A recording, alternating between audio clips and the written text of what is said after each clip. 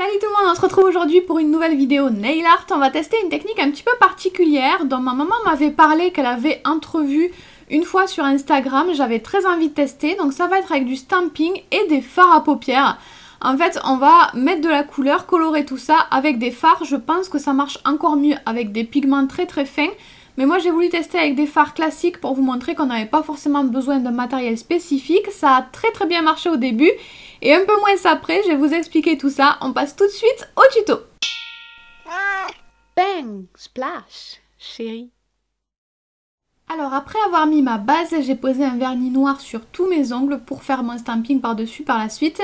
Je vais ensuite utiliser pour l'instant des fards à paupières. Donc moi j'ai utilisé 3 couleurs, une espèce de violet duochrome, un bordeaux et un doré. Donc je commence avec le doré jaune.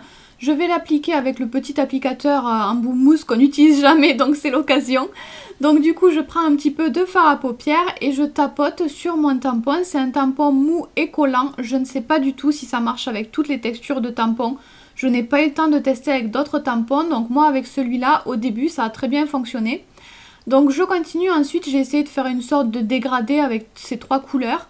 Donc je continue à poser mes couleurs comme ça en tapotant tout doucement. Ça s'accroche très bien du coup sur le tampon collant. Oui c'est ça, j'ai cru que j'avais dit une bêtise. Et voilà ce que ça nous donne à cette étape. On va ensuite du coup stamper, utiliser une plaque de stamping et donc notre tampon qu'on vient de colorer. Et je vais utiliser également un vernis blanc, un vernis spécial stamping blanc. Je vous mettrai tous les liens des produits en barre d'infos sous la vidéo, ce que je trouve en tout cas. Et je tamponne de manière classique, mais je tamponne sur le fard à paupières que j'ai déposé tout à l'heure. Voilà ce que ça nous donne. Alors moi je voulais bien vous montrer toutes les étapes, du coup j'ai perdu du temps et ça a un petit peu séché sur le tampon. Du coup ça s'est mal transféré à cette étape-là, mais ça me fait ça à chaque fois que je veux vous montrer les étapes. Donc c'est normal, c'est parce qu'en stamping il faut aller vite et moi quand je veux vous faire des gros plans, ben, je perds du temps et du coup ça adhère moins. Mais cet ongle-là, je l'ai fait un petit peu plus rapidement, correctement et ça a parfaitement fonctionné comme vous pouvez le voir. Donc voilà ce que ça nous donne à cette étape. Pour nettoyer mes tampons, ensuite j'utilise du scotch ou un rouleau pour enlever les poils de chat, c'est plus pratique aussi. Donc ensuite, du coup, je vais combler les trous. De toute façon, je voulais faire des fleurs par-dessus mon stamping, donc c'est pour ça que je ne me suis pas inquiétée que le stamping n'avait pas fonctionné sur les bords. Je vais ajouter des petites fleurs, donc j'ai utilisé un pinceau à bout rond. Et pour l'instant, une peinture rose pâle. Et je vais faire des fleurs à 5 pétales. Je colle des petites gouttes comme ça pour former les pétales. Et je vais ensuite quand même ajouter des petites nuances. Je ne me prends pas la tête pour ces fleurs, je les fais assez simples. Mais je vais quand même ajouter un petit peu d'autres couleurs, un rose différent. Et surtout, je vais foncer le centre de la fleur. Ensuite, je vais ajouter les petits détails, toujours à la peinture acrylique. Mais j'ai changé de pinceau, je vais utiliser un pinceau fin cette fois-ci.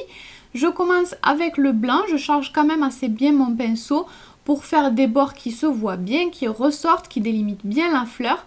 Et je viens faire les contours et à certains endroits, pas partout, je repars bien au centre, je rejoins le centre, mais pas sur tous les côtés. Je sais pas si c'est très clair, mais je pense qu'avec l'image, vous comprendrez bien tout ça. Donc je fais tous les contours de ma fleur, j'ajoute des petits points pour compléter la composition et finir de combler les trous que j'avais.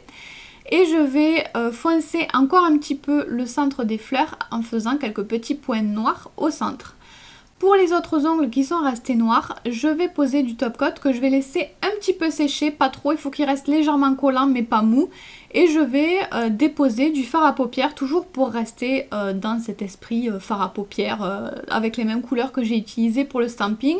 Et ensuite je rajoute juste un petit motif abstrait par-dessus.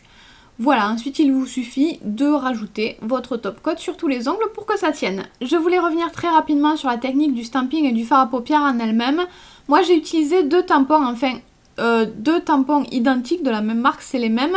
Mais j'en ai utilisé 2 pour des questions pratiques, pour pas avoir à les nettoyer plus souvent. Et en fait, la première fois que je les ai utilisés, ça a super bien marché. Avec les fards à paupières, ça a vraiment super bien fonctionné, j'ai pas du tout galéré. Mais après, une fois que je les ai eu nettoyés, donc moi je nettoie avec du scotch pour ne pas abîmer le tampon. Les tampons très collants comme ça, certains il ne faut pas mettre du dissolvant, ça dépend des tampons. Donc bref, moi j'ai nettoyé comme ça avec du scotch pour retirer le vernis et le fard à paupières. Et après j'ai eu du mal, ça ne marchait plus aussi bien, c'était pas net. Donc voilà, j'ai pas eu le temps de creuser plus. Si vous avez des infos, si vous avez testé cette technique, dites-nous, donnez-nous votre expérience en commentaire, ça peut être super intéressant. Moi je pense qu'il faut tester avec plusieurs fards les plus fins possibles, on va dire les textures pailletées spéciales, c'est peut-être pas top, je ne sais pas. Tester avec plusieurs tampons différents et de toute manière le plus pratique est d'avoir plusieurs tampons parce que si vous vous embêtez à le nettoyer à chaque fois pour faire les 10 ongles, ça va être assez long, donc le mieux c'est d'avoir plusieurs tampons si vous avez. Il y en a qui coûtent pas très cher sur internet. Donc voilà, le plus pratique c'est d'avoir plusieurs tampons dans tous les cas je pense. Sinon c'est tout pour cette vidéo, j'espère qu'elle vous aura plu. N'hésitez pas à mettre un petit pouce si c'est le cas et à me laisser un commentaire. Je vous fais de très gros bisous et on se retrouve très bientôt pour une prochaine vidéo.